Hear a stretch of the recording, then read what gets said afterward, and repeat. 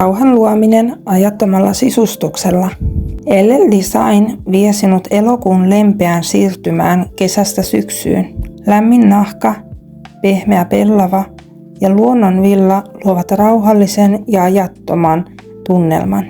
Maanläheiset sävyt ja orgaaniset tekstuurit kutsuvat mukavuuteen ja kiirettömään arkeen.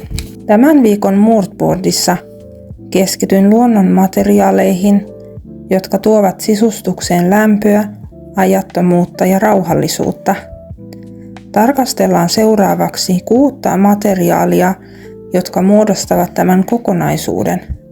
Puuta, keramiikkaa, nahkaa, pellavaa, villaa ja rottinkia. Puu on ajaton luonnonmateriaali, joka tuo sisustukseen lämpöä, kestävyyttä ja luonnollista kauneutta.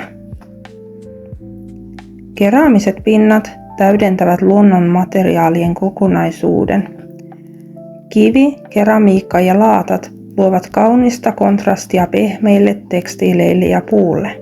Nahka on kestävä, ajaton ja kauniisti patinoituva materiaali, joka tuo sisustukseen lämpöä ja luonnetta. Pellava on hengittävä luonnonkuitu, jonka rento ilme luo keveyttä ja luonnollista eleganssia.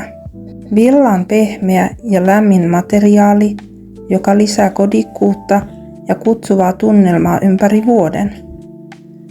Rottinki on kevyt ja ajaton luonnonmateriaali, joka tuo sisustukseen tekstuuria, lämpöä ja käsityön tuntua. Jos suunnittelisit kodin näistä materiaaleista, minkä valitsisit päämateriaaliksesi?